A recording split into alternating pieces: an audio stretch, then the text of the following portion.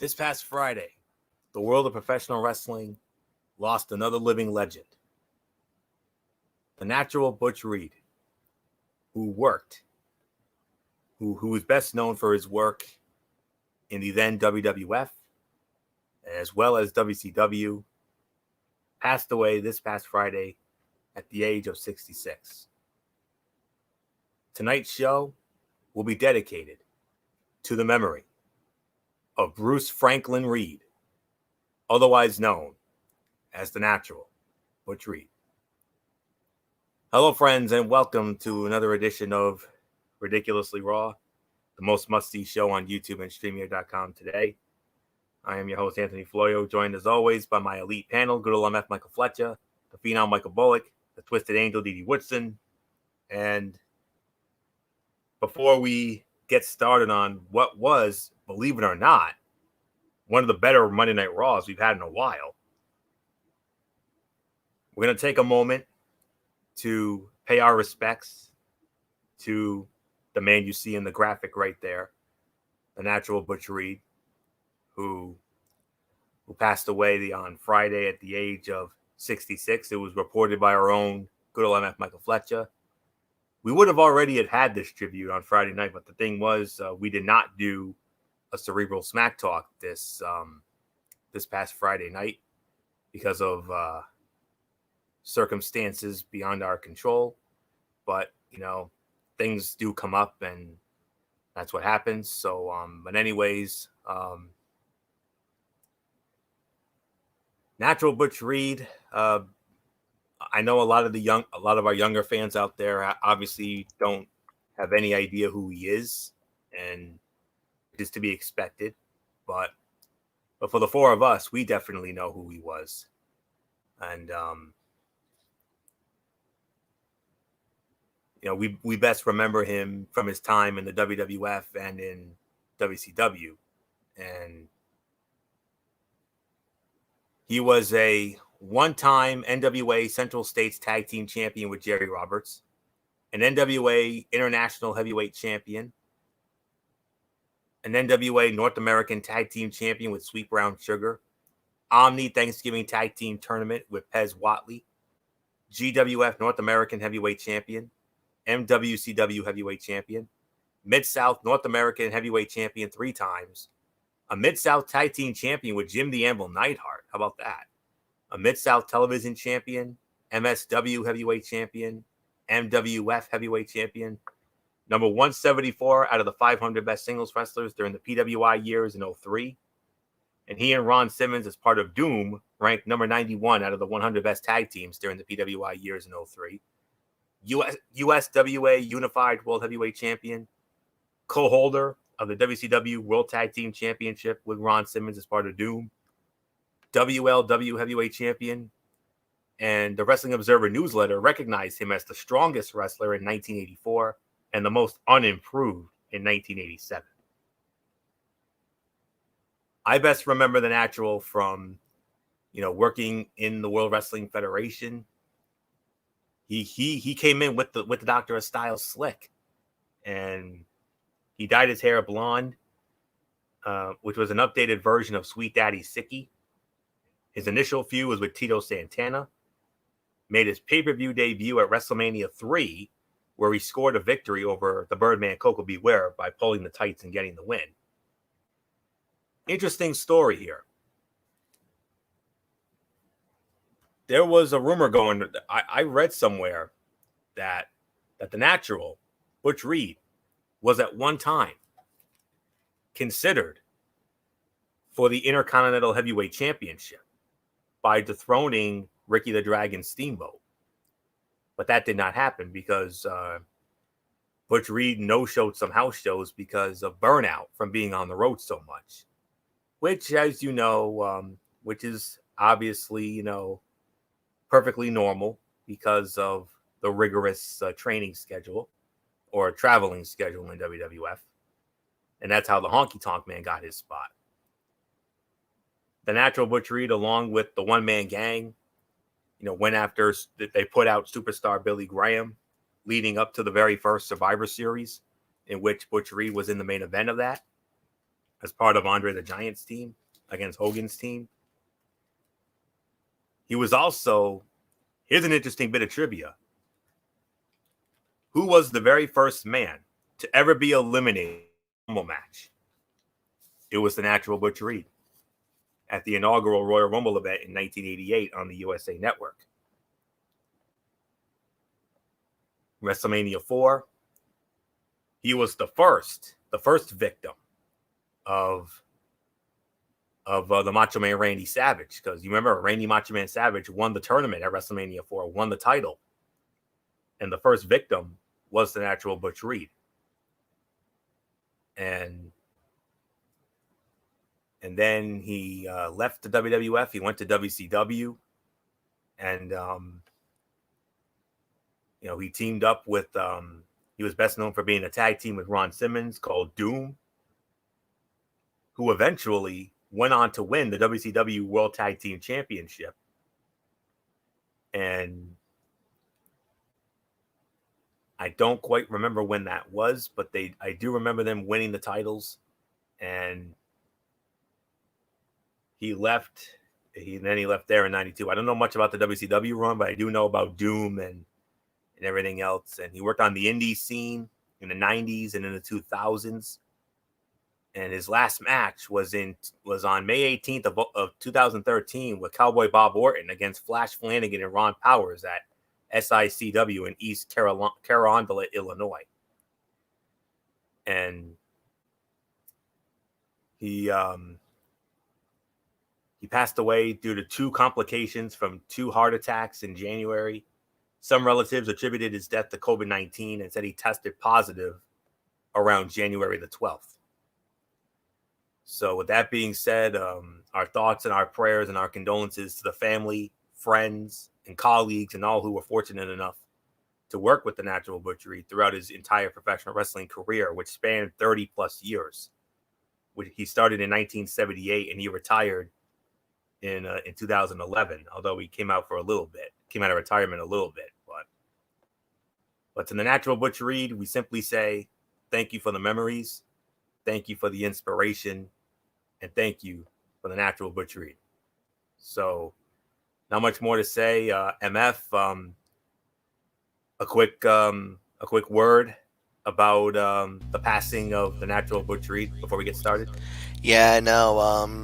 When I read the article, or when I found out about this on Friday, I immediately gave it to the guys and let them know, hey, Butch Reed passed away, and this is what happened. And yeah, it was a shocking announcement, because this was another death that kind of came out of nowhere. But news is starting to come out more and more that there was kind of more than what it looks like. And yeah, there was some talk that it might have been COVID related.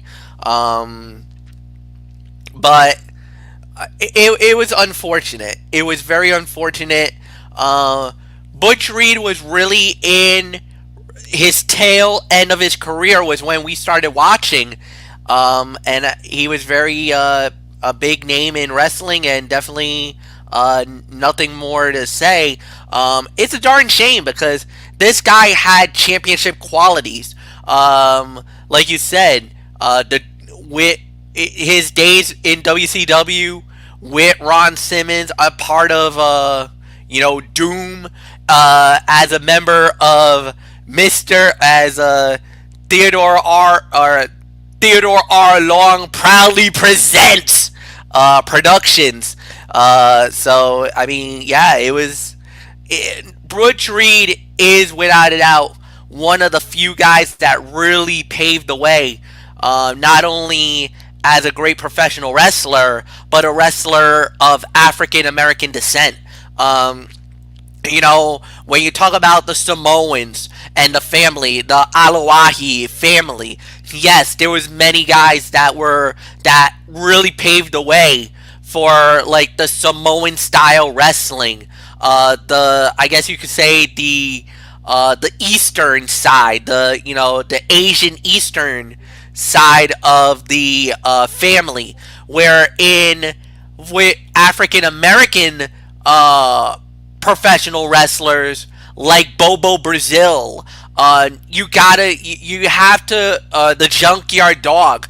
You have to put the Natural Butch Reed as one of those pioneers of professional wrestling. Because of him, we have guys like Ahmed Johnson. We had guys like MVP. We had guys like Shad Gaspard. We have guys like Sheldon Benjamin, like a Keith Lee. That's paving the way for the current wrestlers of African Americans that we truly do need to respect and honor. And he was blessed with the ultimate honor of being named a Hall of Famer. Butch Reed is without a doubt a great wrestler for his time, for his age, and for what he brought to the table. Is something that we should admire and respect, and especially as this month is Black History Month. I really hope that a lot of people goes out of their way, watch the YouTube videos. If you got WWE Network, watch it, because Butch Reed deserves the recognition. He deserves the love and the respect that he's getting, because he was an incredible wrestler for at his time. I don't know much about him because his wrestling years was early. I kind of got the tail end of it, but still, without a doubt, a great wrestler and a pioneer, to say the very least. Michael Bullock, it's yours.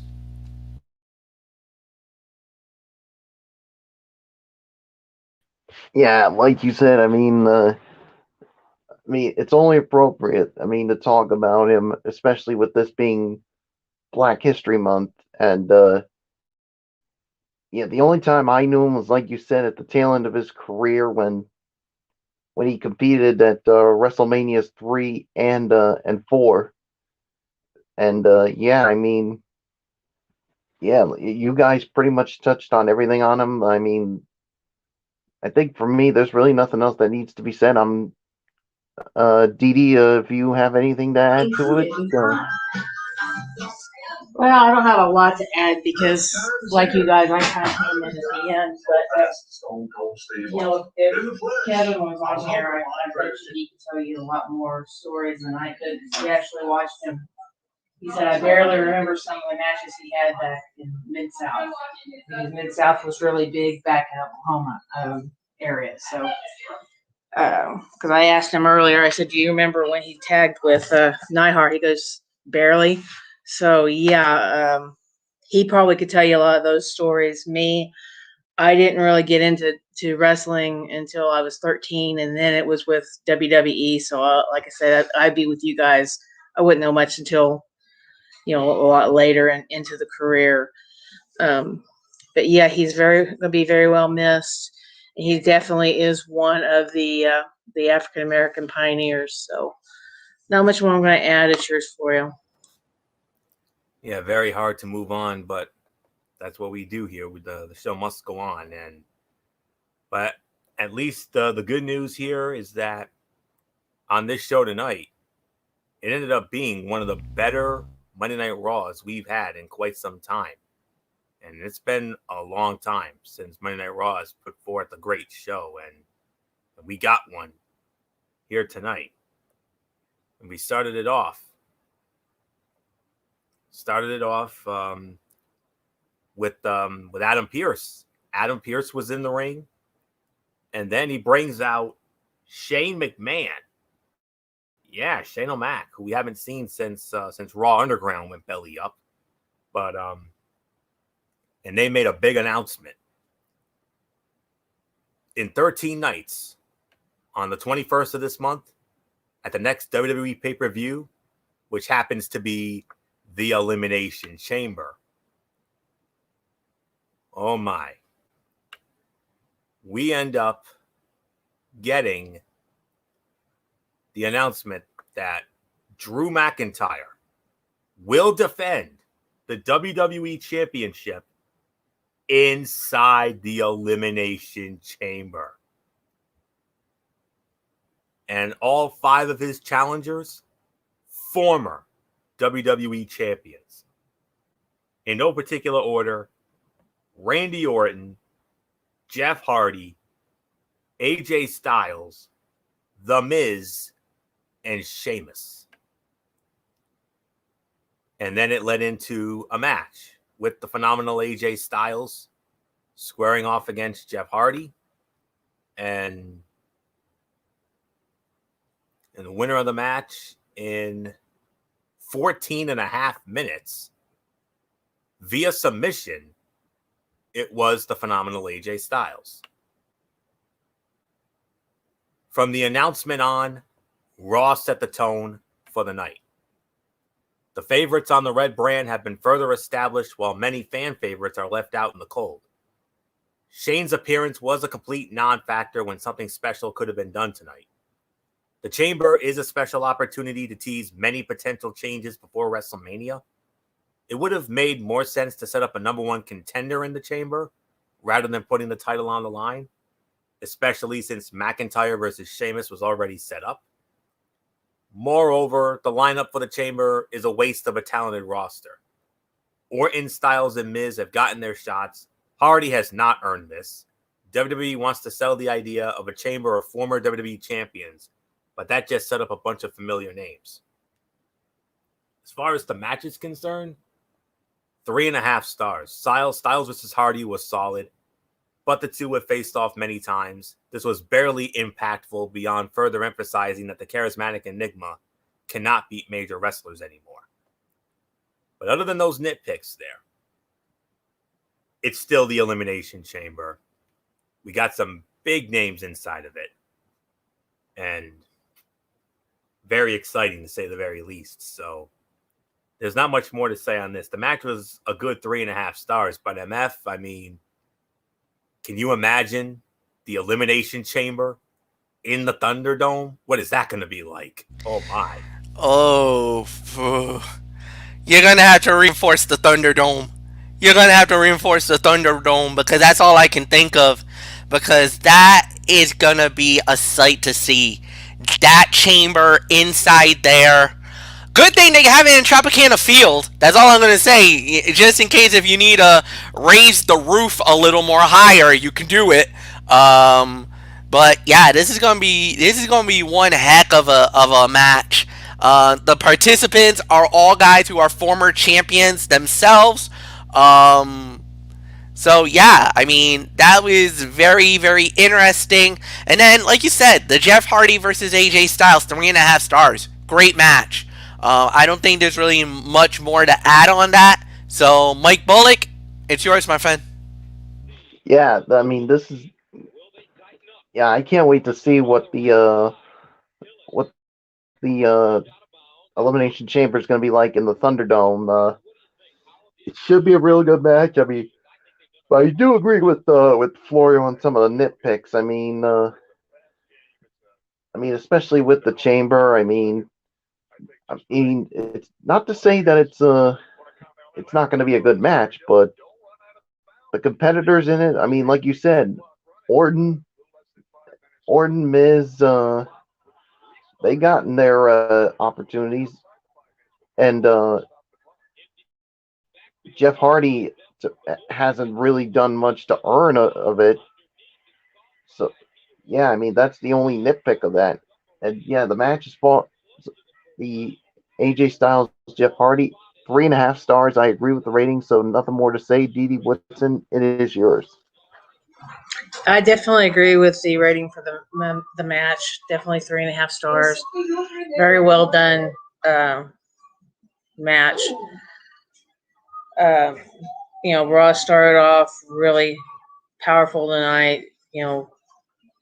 Great way to start it off with the big announcement. They're not giving themselves much time to build for the Chamber, so I think that's why they picked who they picked to put into the Chamber, because we're not going to get much of a story and much of a build up for this pay-per-view. So it's going to be interesting to see what comes of it, and how it's going to turn out. But yeah, it was a good start for tonight, though. So not much more I'm going to add. It's yours for you. Spoiler alert for the next match. This next match, sleeper fight of the night that I had absolutely no idea was going to be even remotely good. I thought this was going to absolutely suck, but it didn't. Kofi Kingston back in action. Kofi Kingston and Xavier Woods, the New Day, squaring off against two members of Retribution, T-Bar and Slapjack. You're thinking, great, this is going to suck. No, it didn't. New Day win the match in 11 minutes and 10 seconds. MF, sleeper fight of the night. I mean, I thought this was going to suck, but oh boy, was I pleasantly surprised with this one. This was the moment where T-Bar and Slapjack becomes absolutely relevant in WWE. This was their coming out performance. This is what they needed. And the New Day of Kofi and Xavier, the great veterans that they are, made stars out of T-Bar and Slapjack here tonight. This was an unbelievable performance by everybody involved. Like you said, sleeper fight of the night, 3.5 stars for me. Great psychology, great action, great storytelling. But again, it was the thing was the New Day didn't really need this win, but they made T-Bar and Slapjack look so good in this match that it made us notice them. Because for months, we didn't give a damn about either one of these guys. As a matter of fact, we didn't give a crap about Retribution. I am definitely changed my look about these two men after what happened here tonight. This was an incredible performance, great match. Michael Bullock, it's yours.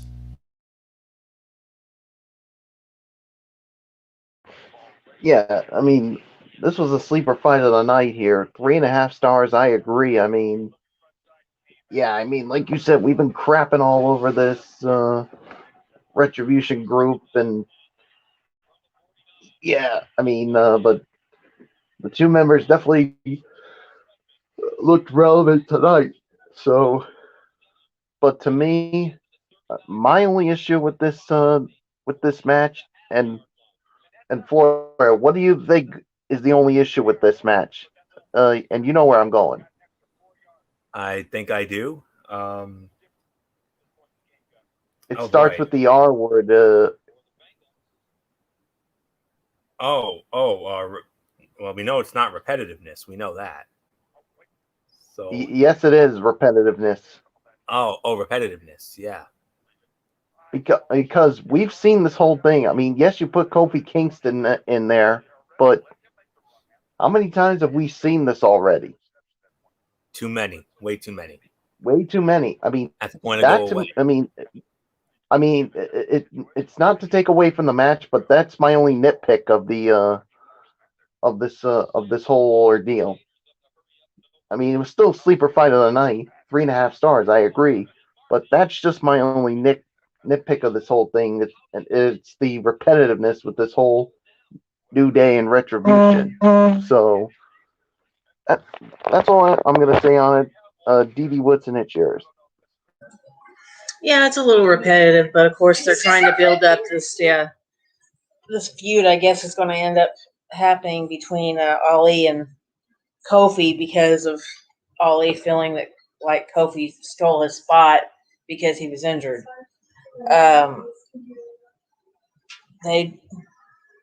These guys did a great job. Young talent that they did great. Kofi and Woods made them look, really good compared to what we have seen from Retribution in the past. Very well done. Definitely agree with the rating. Definitely the sleeper fight of the night. So, yeah, I'm not going to add too much more. It's yours for you.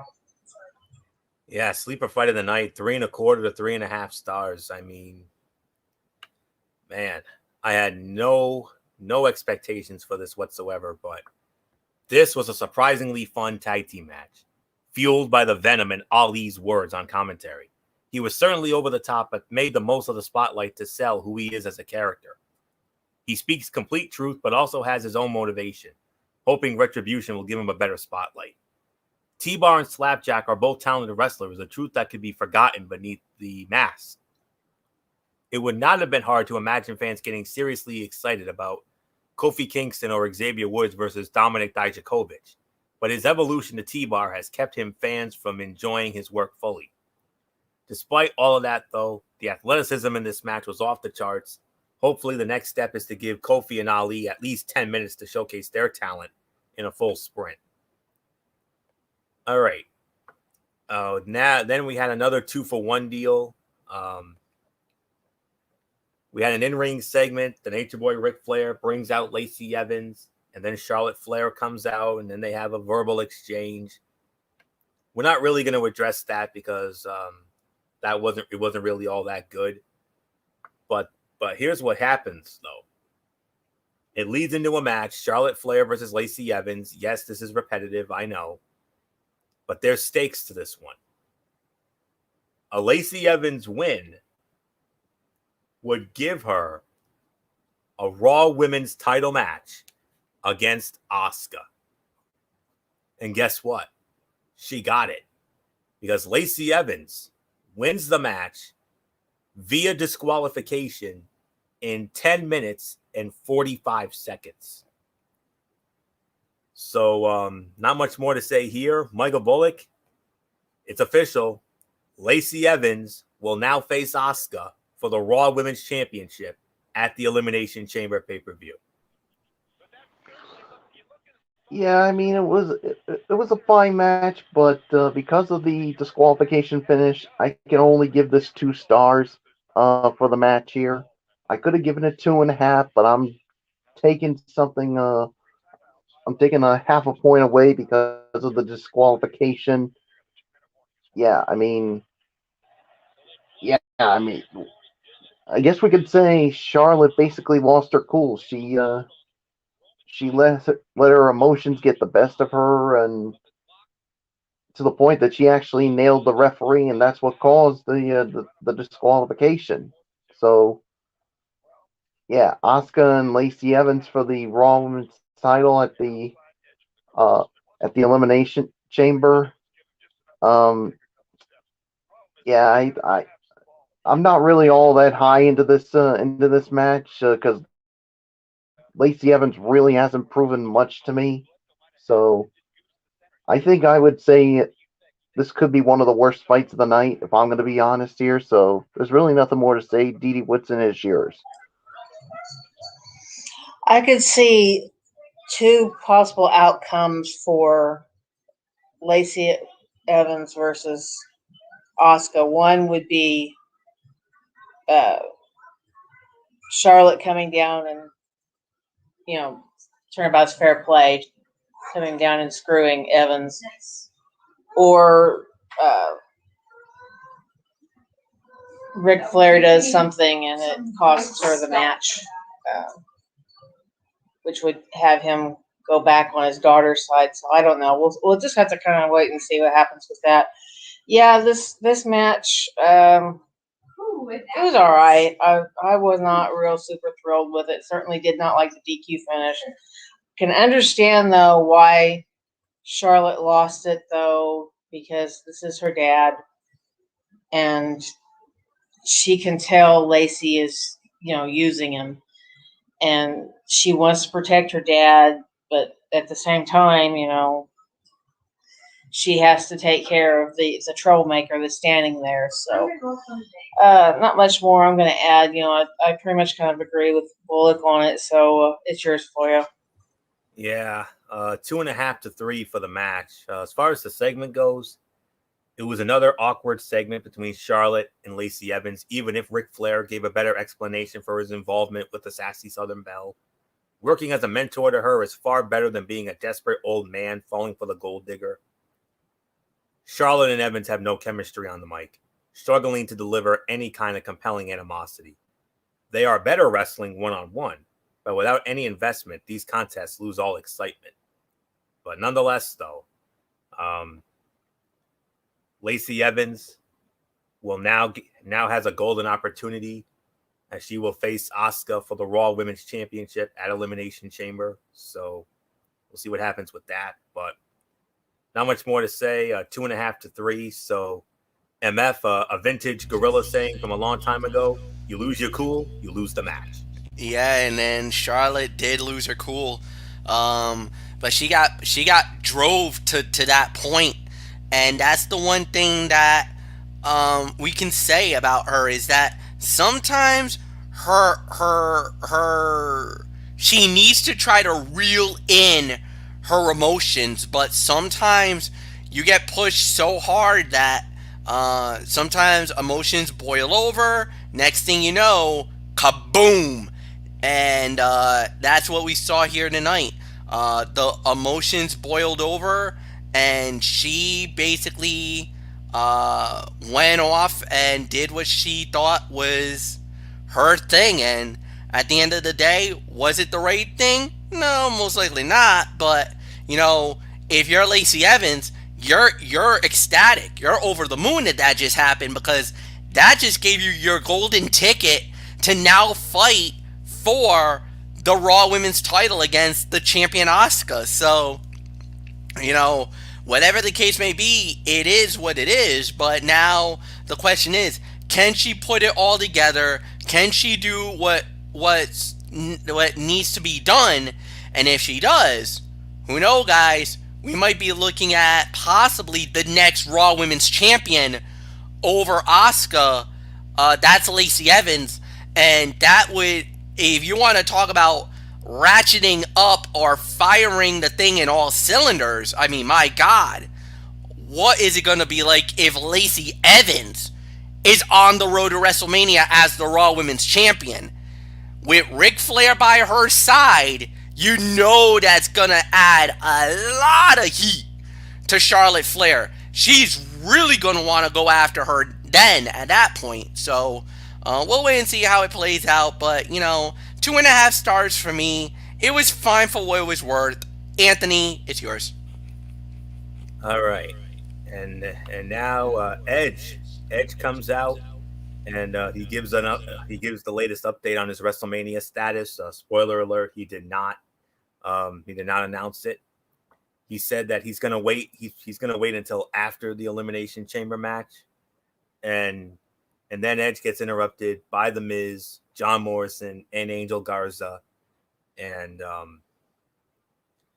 then it led into the match with Angel Garza going one-on-one with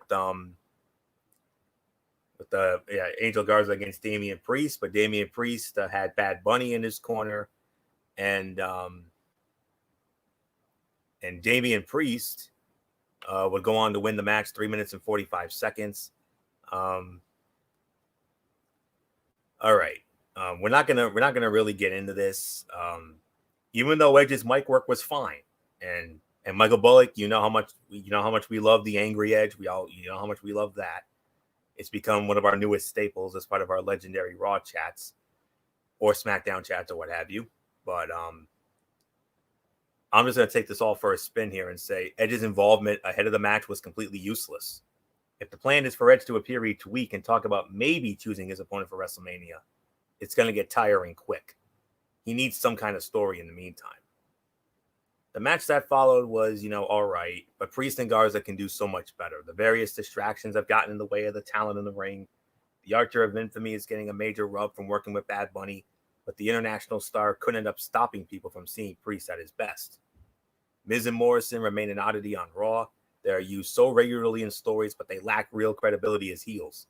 It is far too obvious they will lose to Priest and Bad Bunny when the time comes, and I told Bullock this, and MF and Didi, you're hearing this for the first time. I've been seeing some dirt sheets lately suggesting that Bad Bunny is going to be involved in a celebrity match at WrestleMania, and you know how much we love celebrity matches. Yeah. Even though some were all right, I just got a bad feeling about this one. I mean, there is a rumor going around. Maybe we could see Bad Bunny and Damian Priest against The Miz and Morrison at Mania. That's got train wreck written all over it, if that's the case. So we'll see. We'll see. But we're gonna step aside from that. But we're gonna get into this next one though, because this is far more relevant. We had Keith Lee versus Riddle. Hey, fresh match for a change. Oh, I love it. Keith Lee wins the match 7 minutes and 55 seconds. Didi Woodson, this was a fun little sprint. I don't know about you. Yeah, it was. These guys, they did a great job. They look good together. Yeah, I kind of understand why MVP was out there, but at the same time, he's not the champion. There really wasn't a reason for him to be out there for the match. But, it is what it is. The match itself, very, very well done. I enjoyed watching these two guys. That they definitely they work very well together. I'm actually gonna hit this with a 4-star. I thought this was very well done. They hit each other with finisher after finisher and kept kicking out of each other's finishers. And in the end, Keith Lee pulled it off, but he's pretty strong. it looked good for both of them, and now has led to the big match at Elimination Chamber, where both Lee and Riddle are going to go up against Lashley for the title, all because Lashley comes out at the end and attacks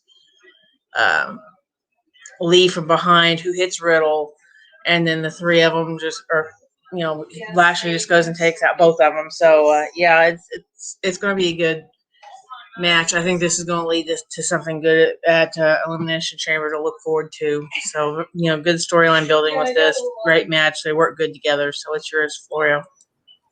Yeah. You go to the character archive. You might need.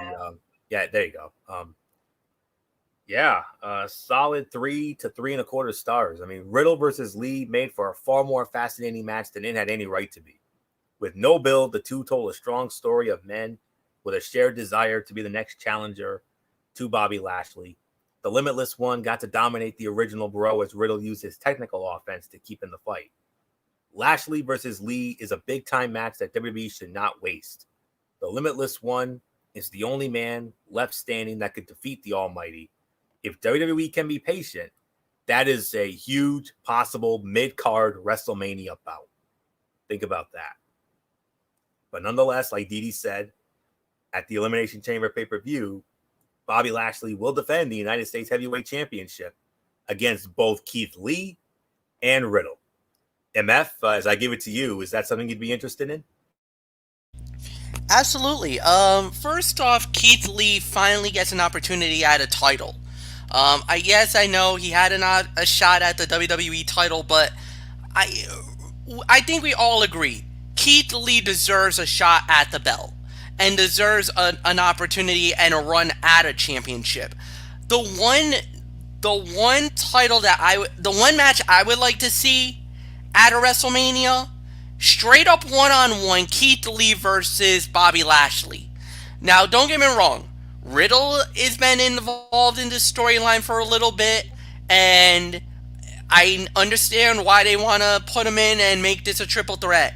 But honestly, you have the ultimate be a man fight, the ultimate one-on-one battle, two titans going at it in the ring at the grandest stage of them all, WrestleMania, at Raymond James Stadium, now of the home of the new Super Bowl champion Tampa Bay Buccaneers. In the immortal words of Gorilla Monsoon, you're going to have to reinforce the ring for that one. So, I really got nothing more to say. This was a 3-star match. Bullock, it's yours. Yeah, I agree. I mean, this is a 3-star match. It was a fun little sprint, and these two definitely gave us something to, even if it was short. But yeah, Lashley comes out and beats up both of them, and now it sets up for the the U.S. title match at the Elimination Chamber. So, and it's a triple threat. So, yeah, there's really nothing more to say. So let's move on, Florio. Yeah, and we got the mother of all cutouts here now. Nia Jax versus Lana in a tables match. And Lana actually wins the match in 4 minutes and 45 seconds. And then we see Naomi go one-on-one with Shayna Baszler, and Naomi wins the match in 3 minutes and 20 seconds. Yeah, okay. Lana versus Jax was a culmination of months of build. The Ravishing Russian finally sent the Irresistible Force through a table. It was a bad match, especially since Jax seemed consistently off. But the end result worked for paying off Lana's revenge. It is time to move on. But first, WWE has to make a decision. Do Jax and Baszler remain champions, or do Naomi and Lana dethrone them? Both options can work, but neither foster much excitement. It would be more interesting if the women's Dusty Rhodes Tag Team Classic winners got that opportunity. At this point, NXT has built more of a women's tag team division in a few weeks than Raw and SmackDown combined have over 2 years. Think about that for a minute. And then from there, the main event. Yes, it's repetitive. It was non-title WWE Champion Drew McIntyre versus Randy Orton. Apparently, this fight gets thrown out 12 minutes and 20 seconds because of Sheamus. He went for a bro kick on Drew McIntyre, but he bro kicked the Viper. And I know MF's going to have some very serious thoughts on that in just a moment. And then Drew McIntyre claymored Sheamus, and there you have it. So, all right. About 3 to 3 1/4 for the match, especially without any awkward stipulations. Orton and McIntyre always deliver. The two have impressive chemistry and build a unique match each time around. This time around, the Viper was able to dominate McIntyre with the help of Sheamus's timely distractions. However, at the end of the night, it did not amount to much. Sheamus got involved before the two went beyond their second gear. It seems like this contest should not have even happened if a disqualification was the end goal. However, DQs, no contests are an inevitability within WWE these days, and it seems WWE never likes to let matches end clean anymore.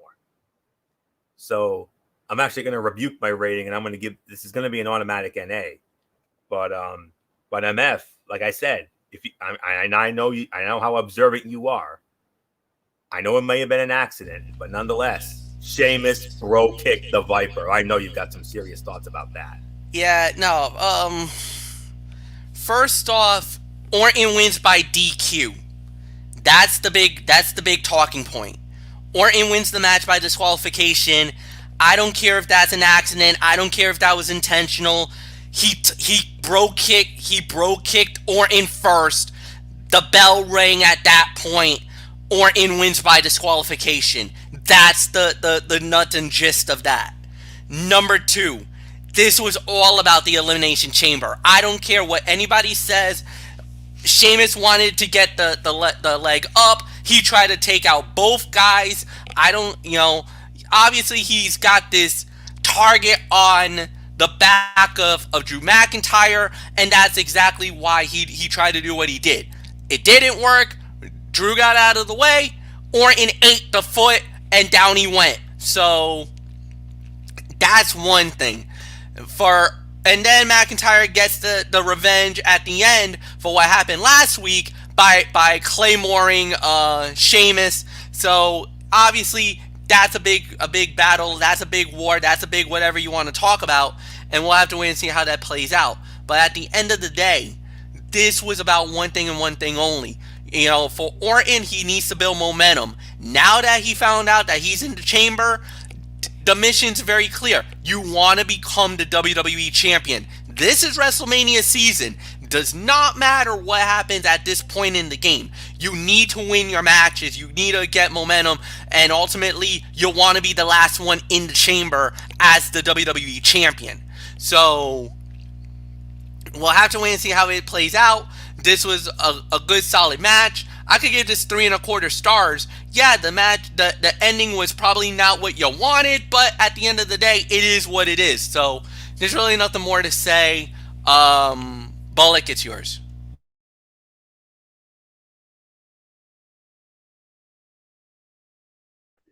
Yeah, I'm actually gonna go with Florio, and I'm gonna give it an NA because I mean, yeah, but yeah, I mean, this was all about building towards the Elimination Chamber, so yeah, there's really nothing more to add to it. DD Woodson, it's yours. Yeah, this was definitely a storyline driven match. They focused it more on McIntyre this time because usually when we have Orton in a match, they tie it around the Funhouse with Alexa coming out, or getting the Fiend laughed or something. Yeah, he was mentioned in the backstage promo for Orton, but it was kind of eerie that they didn't continue that with Orton, because it seems to be a trend that they're doing is having Orton lose or whatever due to the Fiend and building that up for WrestleMania. So that was a little interesting that they didn't go with that route on this and took it a whole different direction with Sheamus coming out and continuing that storyline with Sheamus and Drew McIntyre. But yes, this was definitely storyline driven. Definitely a very, it was a good match up till Sheamus did get involved. But I understand where Fletcher's come from. Yeah, it was storyline.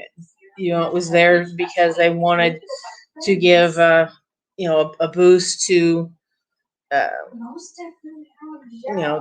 all three men, because you're trying to get them get this match as much publicity as you can, because you only have a couple of weeks to build for this pay-per-view. We have no time for them to build the storylines to go with these matches, so they're trying to hurry up and do it in what little nights we have.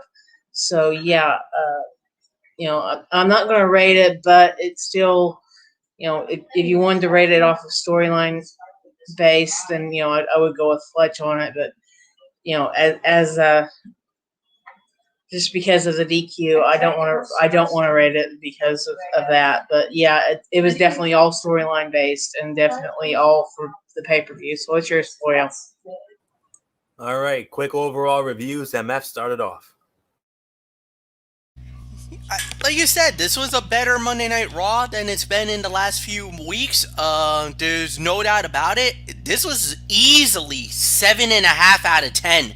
I thought it was a very solid Monday Night Raw. I thought the show itself was really good. Body of work did really well. So I got really nothing bad to say. For once, Raw delivered a very quality-driven, good show for 3 hours, and I was thoroughly entertained. So well done, Raw. Great job. 7.5. Yeah, 7.5 for me as well. I mean, this was definitely one of the better Monday Night Raws we've seen in a long time. So nothing more to say. DD Woodson, it's yours. Yeah, I can agree with the rating. Definitely storyline based show. Definitely, trying, like I said, do as much storyline building for the pay-per-view as you can do, because you don't have any time to build the matches and to get people's interest really peaked for it. So yeah, not much more I'm going to add. Hopefully see you guys Friday. Good night. All right, good night, Dee. We'll be back on Friday, Cerebral Smack Talk, Friday Night SmackDown, and NXT TakeOver Vengeance Day. We'll get into that, the preview. So, all right. As for me, I agree. 7 to 7.5. That's definitely the right rating for this. I would say by default, this was the best Monday Night Raw of 2021 so far. The only nitpick was the third hour dragged once they got to the women's tables match and the impromptu match that followed. But otherwise, they filled the time nicely. I mean, we had a good 4 to 5 good, solid quality matches, not too many cutouts, and a little unnecessary filler, but thankfully not too much unnecessary filler, which has become a plague of this show in recent years. But yeah, very good show here this evening. No question about that. All right. Tony's Take, Impact Wrestling coming at you. Tasha Steelz versus Havoc. Havoc wins the match. A solid 2 stars. It was a fine match with a pretty expected finish. The feud exists, but it's not really doing much for me, but we'll see. Madman Fulton against Josh Alexander. Josh Alexander actually wins the match. 2 3/4 of a star. Fun little sprint, making for a solid win for Josh Alexander. I'm not sure that Fulton should be the fall guy for Ace Austin, and continued losses are not a good thing for any monster character. Crazy Steve against Larry D. Larry D wins the match. No rating, brief and inoffensive. But let's see. But I'm interested to see where they go with Decay. Susan against Jordan Grace.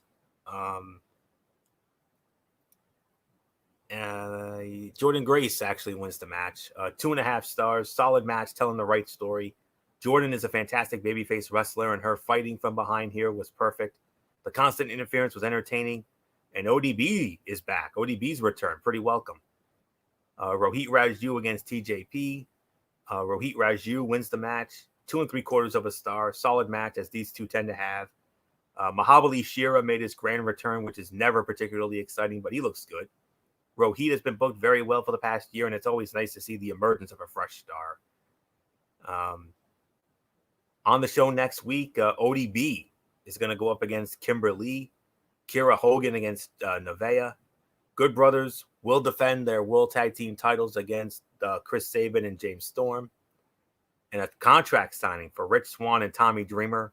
Yes, those two are actually going to fight for the Impact World Heavyweight Championship at the Impact Plus special, No Surrender, this Saturday night. I'll have the results of that next week. No review, because I usually don't go for those shows. Moose and Chris Bay versus Rich Swann and Tommy Dreamer in the main event. And it was, I believe it was Moose and Bay who won the match. 2 1/4 stars. The match wasn't much. More story driven, but it did its job. 5.5 out of 10. Middle of the road episode at best. Match quality has not been there recently, and last week didn't feature any major advancements at all. Most of the episode consisted of minor advancements towards No Surrender, which at least is focusing on the build. Unfortunately, it led to a bit of a flat show, but it was still an easy watch. That's all I can say there. So, not much more to say on that. So 5.5, and we'll see what happens tomorrow. So, let's quickly get into 205 Live, and then we'll call it a night here. Arya Davari and Tony Nese against Matt Martell of Everrise and Sunil Singh of the Bollywood Boys. They're calling them Bolly Rise. Please. Davari and Nese win the match, 7 minutes and 53 seconds, 2 1/4 stars. The right team got the win here, as there was no reason for the newly formed team to get the win. Match was a solid tag match to hit the notes you expect from a tag match. I assume we get another match with Samir and Parker trying to luck next week or shortly after. Jake Atlas against August Gray. August Gray in 9 minutes and 32 seconds. 3 1/4 star match. Pretty good. I'm enjoying what I'm seeing from both of these guys on 205 Live. I'm a sucker for Gray's character, and Atlas continues to deliver. Fun match, even with the finish looking a little weird. 7 out of 10. Another good show from this group, which is becoming expected each week. You definitely got to check out the main event, as they delivered a fun match and set up what should be a pretty strong tag match down the line as well. So that'll put the bow on that. So that will put the bow on this edition of Ridiculously Raw. I want to thank you all so very much for tuning in. We'll be back with you on Wednesday night for another edition of Wednesday Night Mayhem over on MF's channel, Braves Fan 95. AEW Dynamite, huge tag team main event. Kenny Omega is going to be teaming up with Kenta, and they're going to be squaring off against Jon Moxley and Lance Archer. Man, that is going to be something else. Wait till you see that one. I can't wait to see how that turns out. That's the big headliner for the AEW show. NXT go home show for their Takeover Vengeance Day. And on top of that, the 2 semifinals in the men's Dusty Cup and 1 semifinal in the women's Dusty Cup. They already had one up. They already had one. And Dakota Kai and Raquel Gonzalez are in the finals. And they're going to square off against either Indy Hartwell and Candice LeRae or Shotzi Blackheart and Ember Moon. So get ready for all that on Wednesday. Thursday, Strictly Sports, loaded show. Unfortunately, we will have to start off on a very sad note. Pedro Gomez from ESPN, who was one of the best Major League Baseball reporters out there, passed away suddenly at the age of 58. We will pay our respects to him. And we'll also get into all the big news of sports. The big trade, Jared Goff and Matthew Stafford. Nolan Arenado going to the Cardinals. So many other things. And, of course, our double main event and our recaps of NFL honors and our recap of Super Bowl 55 as the Tampa Bay Buccaneers dominated the Kansas City Chiefs in what ended up being a dud of a game, unfortunately. But, it is what it is. We'll get into all that on Thursday night. And then Friday, Cerebral Smack Talk, MF, you've got it. So, Friday Night SmackDown in our preview of NXT TakeOver Vengeance Day. And then we'll take it from there. So that's it. So until Wednesday night for Wednesday Night Mayhem, Anthony Florio here. For Good Old MF, Michael Fletcher. And in spirit, Michael Bullock, Edie Woodson, and always in forever, Derek Ferreira. You know the routine, everybody. Thumbs up. Talk to you later. Yeah. Total Portion 4 style. Bye for now, my friends. God bless. Be good to each other. Have a blessed couple of days. And until Wednesday night for Wednesday Night Mayhem, you've been watching Ridiculously Raw right here on Tone 25 on YouTube and Streamy.com. Remember, my friends, no matter what anyone tells you, wrestling is indeed actually real beyond anything else. For everybody who's been a part of this one, for now, Anthony Florio, so long. Bye, everybody. Bye.